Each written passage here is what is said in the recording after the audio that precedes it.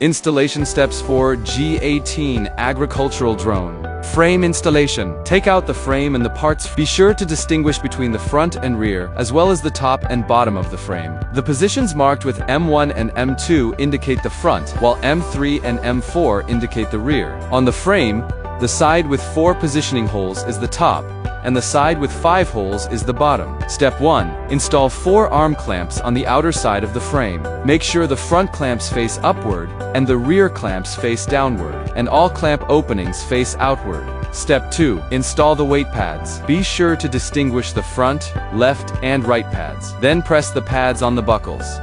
Step 3. Install the battery plug at the drone rear. 300A and AS150U plugs are available. Before installing the 300A plug, install 2 battery guide rails on the inner side of the rear frame. Make sure the arrow faces upward.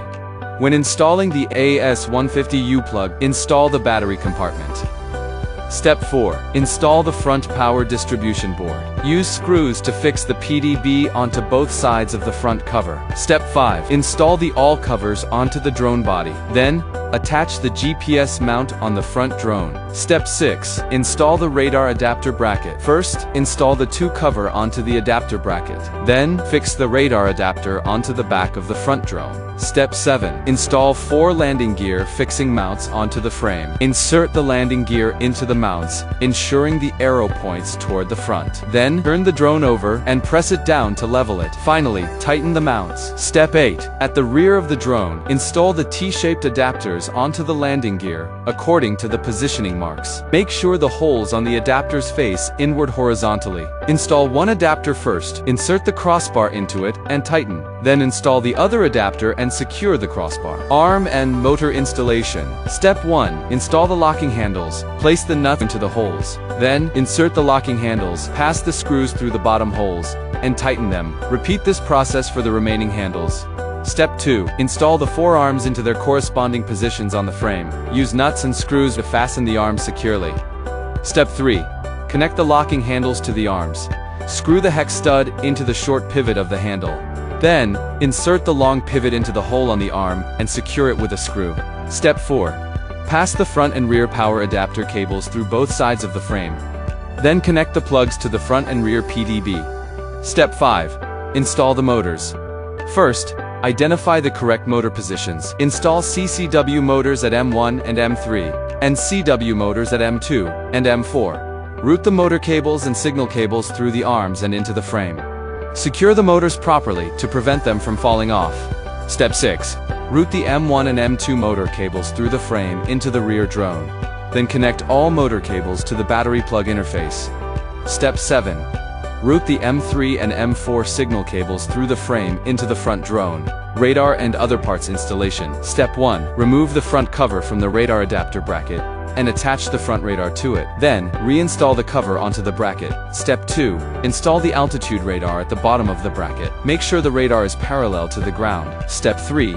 Install the camera above the radar. Then, route both the camera cables and radar cables through the frame into the front drone. Spraying system installation. Step 1. Install the 4 extended white-type dual nozzles underneath each motor. Make sure the longer nozzle rod faces outward and the shorter rod faces inward. Then, install the clamps on each of the 4 arms. Step 2. Install the pump at the bottom of the tank, making sure the pump head faces the tank's outlet. Also, install a 12mm hose clamp on the back of the tank. Step 3. Use a 12mm hose to connect the tank outlet to the pump inlet. A hot air gun can be used to soften the hose for easier connection. Then, use another 12mm hose to connect the pump outlet to an adapter. Next, use 12mm hoses to connect the adapter to two 12 to 8mm adapters. Finally, secure the hose on the back of the tank into the clamp. Step 4. After placing the tank into the drone frame, use 8mm hoses to connect the nozzles on the 4 arms. Secure the hoses into the clamps on the arms, and then connect them to the adapters. Step 5. Pass the pump's power and signal cables through the seal ring and into the front drone.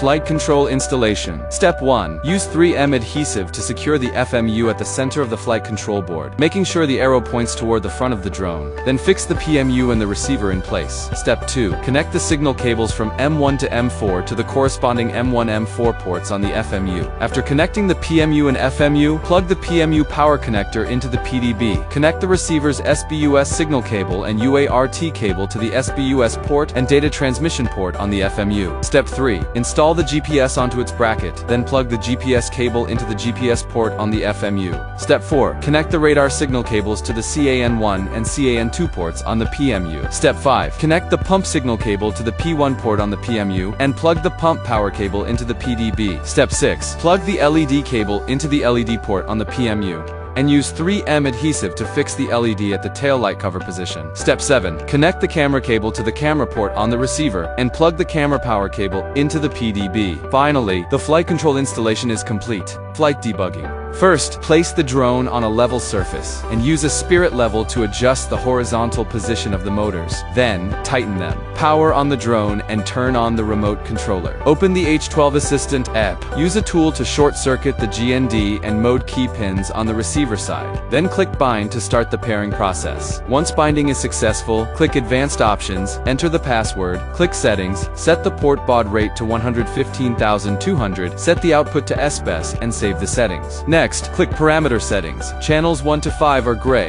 and cannot be modified. Channels 6 to 9 can be customized. And set the channel 6 to the F gear, channel 7 to the A button, channel 9 to the H gear dial. Then save the settings. Open the VK Agriculture app, register a new account or log in with an existing account to automatically connect to the drone. Then return to the home page and tap Settings greater than controller. Set the operating mode to left throttle mode. Next, proceed to the channel check. Long press on a channel to modify its function. Set channel 6 to home.